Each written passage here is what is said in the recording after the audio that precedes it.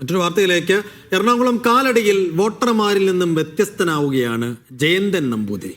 എങ്ങനെയാണ് വ്യത്യസ്തനാകുന്നതെന്ന് ചോദിച്ചാൽ, വോട്ട് ചോദിച്ചെത്തുന്ന സ്ഥാനാർത്ഥികൾ ഈ വീടിന് മുന്നിലെത്തുമ്പോൾ ഒരു നിമിഷം ഒന്ന് ആലോചിക്കും. കുഴിയടയ്ക്കൂ വോട്ട് തരാം എന്ന ബോർഡാണ് വീട്ടിന് മുന്നിൽ നമ്പൂതിരി വെച്ചിരിക്കുന്നത്.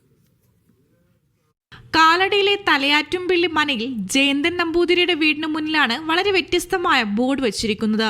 ശ്രീശങ്കര പാലത്തിലെ കുഴി സ്ഥിരമായി ഒഴിവാക്കുക, ഇല്ലെങ്കിൽ വോട്ട് ചോദിച്ചു വരല്ലേ എന്നാണ് ബോർഡിൽ എഴുതിയിരിക്കുന്നത്. കൂടെ ഒരു നിർദ്ദേശം കൂടെ, ഇത് ഞങ്ങളുടെ വകുപ്പല്ലെന്ന ഒഴിവുകളും പറയരുത്. 14 വോട്ടുകളാണ് ഈ കുടുംബത്തിലുള്ളത്. കാലടി പാലത്തിലെ കുഴികൾ കാരണം ഗതാഗതക്കുരുക്കിൽ ദിവസവും പ്രതിസന്ധി നേരിടുന്നതിനിടയിലാണ് ബോർഡ് വെച്ച് സ്ഥാനാർത്ഥികളിൽ ആശങ്കയുണ്ടാക്കിയിരിക്കുന്നത്. സ്ഥാനാർത്ഥികൾ വന്നിരുന്നു, സ്ഥാനാർത്ഥികൾ ബോർഡ് വായിച്ചു, അവര് ഇത് ജയിച്ചു കഴിഞ്ഞാൽ എന്നുള്ള മട്ടിലാണ് പറയണത്.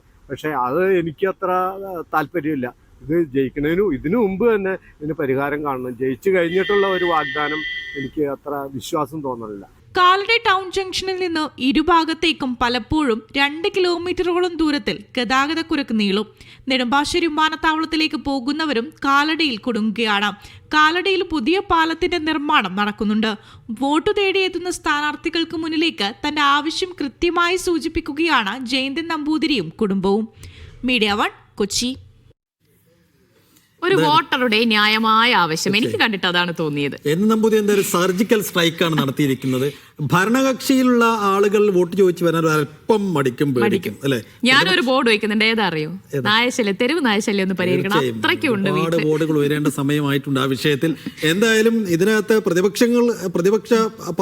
പ്രതിപക്ഷത്തിരിക്കുന്നവർക്ക് ധൈര്യത്തിൽ കയറി വന്ന് ഞങ്ങൾ നടപ്പാക്കി തരാം എന്നൊക്കെ പറയും. പക്ഷെ അതിലും ജയൻ നമ്പൂതിരി പറയുന്നുണ്ട്, വാഗ്ദാനങ്ങൾ മാത്രമായി ഒതുങ്ങി പോകുമോ എന്ന് എനിക്ക് ആശങ്കയുണ്ടെന്ന്.